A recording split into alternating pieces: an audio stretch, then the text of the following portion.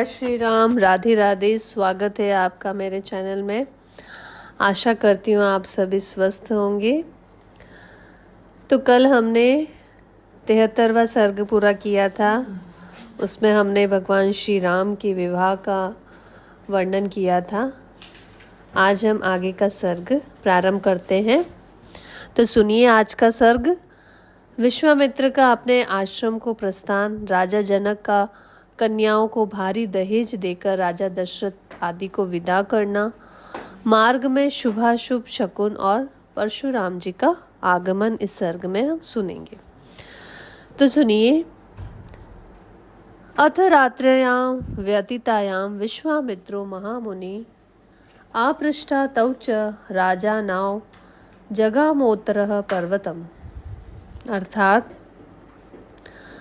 जब रात बीती और सवेरा हुआ तब महामुनि विश्वामित्र राजा जनक और महाराज दशरथ दोनों राजाओं से पूछकर उनकी स्वीकृति ले उत्तर पर्वत पर, हिमालय की शाखाभूत पर्वत पर, जहाँ कौशिकी के तट पर उनका आश्रम था, वहां चले गए।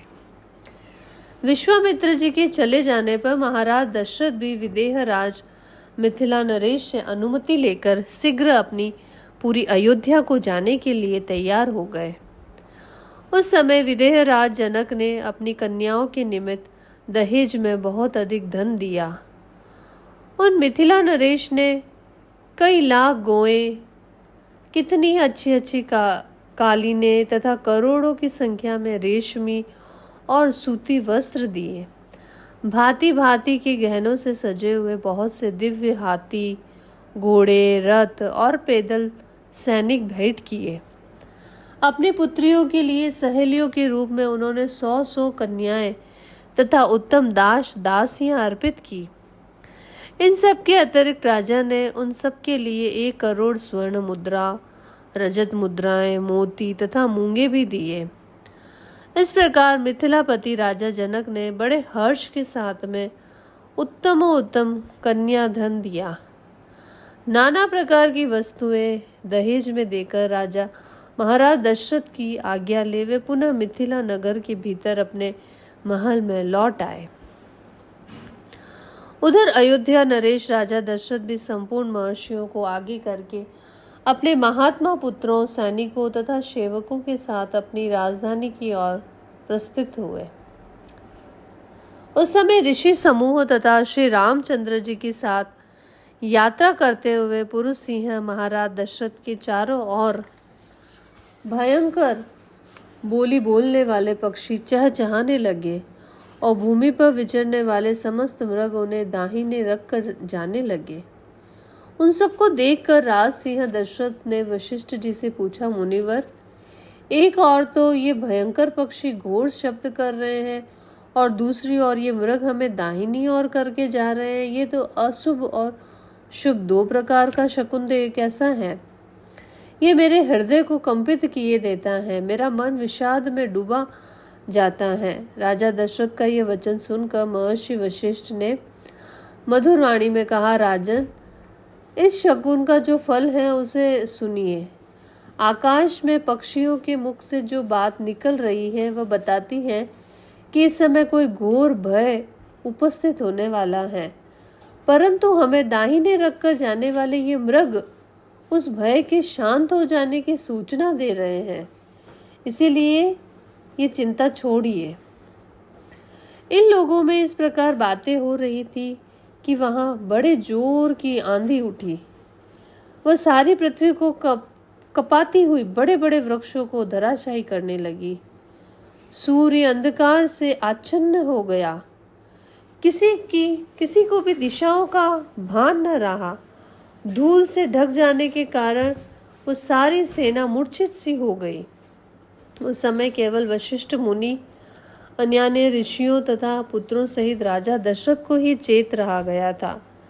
शेष सभी लोग अचेत हो गए थे। उस घोर अंधकार में राजा की वह सेना धूल से आच्छादित सी हो गई थी। उस समय राजा दशरथ ने देखा क्षत्रिय राजाओं का मान मर्दन करने वाले भृंगुकुल नंदन, जमदग्नि कुमार परशुराम सामने से आ रहे हैं। वे बड़े भयानक से दिखाई देते थे। उन्होंने मस्तक पर बड़ी बड़ी जटाएं धारण कर रखी थी। वे कैलाश के समान दुर्जय और काला अग्नि के समान दुस्सह प्रतीत होते थे। तेजो मंडल द्वारा जाज्वल्यमान से हो रहे थे। साधारण लोगों के लिए उनकी ओर देखना भी कठिन था। वे कंधे पर फरसा रखे और हाथ में विद्युत गणों के समान दीप्तमान धनुष एवं भयंकर बाण लिए हुए त्रिपुर विनाशक भगवान शिव के समान जान पड़ते थे। प्रज्वलित अग्नि के समान भयानक से प्रतीत होने वाले परशुराम जी को उपस्थित देखकर जप और होम में तत्पर रहने वाले वशिष्ठ आदि सभी महर्षि एकत्र हो परस्पर इस प्रकार बातें करने लगे। क्या अपने पिता के वध से अमर्ष की वशीभूत हो ये क्षत्रियों का संहार नहीं कर डालेंगे? पूर्व काल में क्षत्रियों का वध करके इन्होंने अपना क्रोध उतार लिया था। अब इन्हीं के बदला लेने की चिंता दूर हो चुकी है, तो फिर वह क्षत्रियों का संहार करना इनके लिए अभिष्ट नहीं है। यह निश्चय पूर्वक कहा जा सकता है। ऐसा कहकर ऋषियों ने भयंकर दिखाई देने वाले भृगुनंदन परशुराम को अर्घ्य लेकर दिया और राम राम कहकर उनसे मधुर वाणी में बातचीत की। ऋषियों की दी हुई उस पूजा को स्वीकार करके प्रतापी जमद अग्निपुत्र परशुराम ने दशरथ नंदन श्री राम से इस प्रकार कहा। दशरथ नंदन श्री राम, वीर, सुना जाता है कि तुम्हारा पराक्रम अद्भुत है। तुम्हारे द्वारा शिव धनुष के तोड़े जाने का सारा समाचार भी मेरे कानों में पड़ चुका है। उस धनुष का तोड़ना अद्भुत और अचिंत्य है। इसके टूटने की बात सुनकर मैं एक दूसरा उत्तम धनुष लेकर आया हूँ। यह है वह जमद अग्नि कुमार परशुराम का भयंकर और विशाल धनुष। तुम इसे खींचकर इसके ऊपर बाण चढ़ाओ और अपना बल दिखाओ। इस धनुष के चढ़ाने में भी तुम्हारा बल कैसा है, यह देखकर मैं तुम्हें ऐसा द्वंद्व युद्ध प्रदान करूंगा जो तुम्हारे पराक्रम के लिए स्मरणीय होगा। परशुराम जी का यह वचन सुनकर उस समय राजा दशरथ के मुख पर विषाद छा गया। वे दीन भाव से हाथ जोड़कर बोले, ब्राह्मण, आप स्वाध्याय और व्रत से शोभा पाने वाले भृगुवंशी ब्राह्मणों के कुल में उत्पन्न हुए हैं और स्वयं भी महान तपस्वी और ब्रह्म ज्ञानी हैं। क्षत्रियों पर अपना रोष प्रकट करके अब शांत हो चुके हैं, इसलिए मेरे बालक पुत्रों को आप अभय दान देने की कृपा करें, क्योंकि आपने इंद्र के समय प्रतिज्ञा करके शस्त्र का परित्याग कर दिया है। इस तरह आप धर्म में तत्पर हो कश्यप जी को पृथ्वी का दान करके वन में आकर महेंद्र पर्वत पर आश्रम बनाकर रहते हैं। महामुने, इस प्रकार शस्त्र त्याग की प्रतिज्ञा करके भी आप मेरा सर्वनाश करने के लिए कैसे आ गए हैं?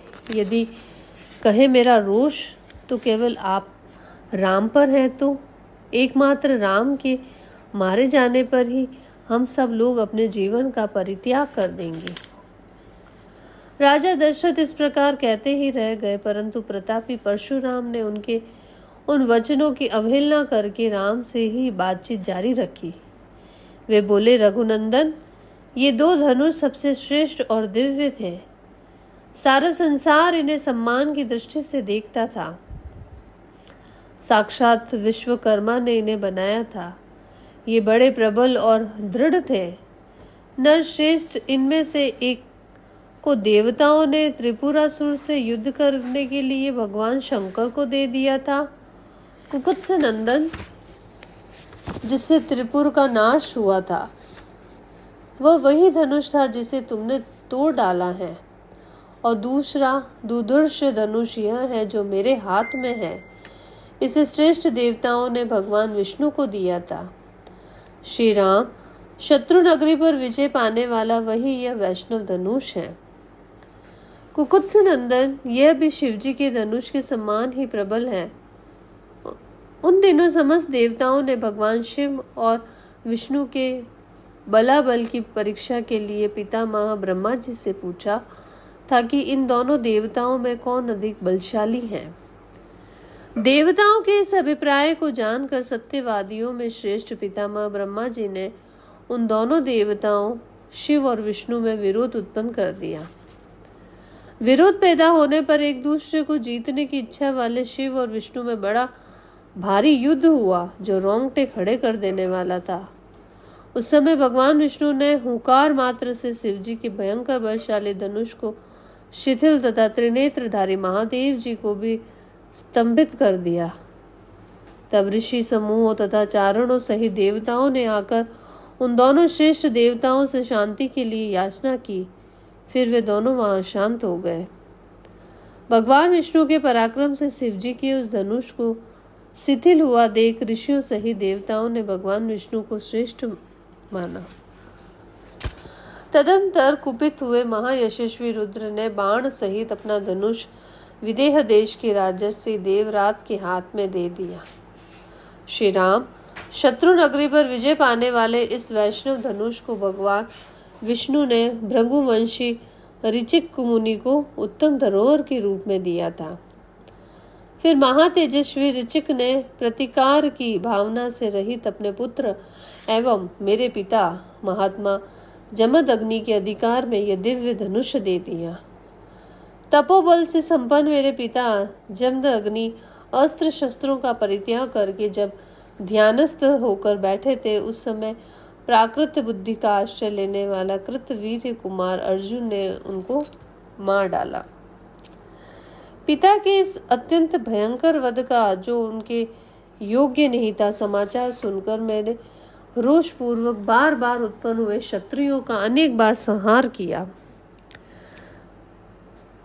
श्री राम फिर सारी पृथ्वी पर अधिकार करके मैंने एक यज्ञ किया और उस यज्ञ के समाप्त होने पर पुण्य कर्मा महात्मा कश्यप को दक्षिणा रूपी में से यह सारी पृथ्वी दे डाली। पृथ्वी का दान करके मैं महेंद्र पर्वत पर रहने लगा और वहां तपस्या करके तपोबल से संपन्न हुआ। वहां से शिवजी के धनुष के तोड़े जाने का समाचार सुनकर मैं शीघ्रतापूर्वक यहाँ आया हूँ। श्री राम इस प्रकार वह महान वैष्णव धनुष मेरे पितामहों के अधिकारों में रहता चला आया है। अब तुम क्षत्रिय धर्म को सामने रखकर ये उत्तम धनुष हाथ में लो और इस श्रेष्ठ धनुष पर एक ऐसा बाण चढ़ाओ जो शत्रु नगरी पर विजय पाने में समर्थ हो। यदि तुम ऐसा कर सके तो मैं तुम्हें द्वंद्व युद्ध का अवसर दूंगा। तो इस प्रकार से हर्ष रामायण आदि काव्य के बालकांड का 75वां सर्ग जो है वो पूरा होता है। कल हम आगे का सर्ग प्रारंभ करेंगे। आपका दिन मंगलमय हो। चैनल को लाइक और सब्सक्राइब कीजिए। धन्यवाद।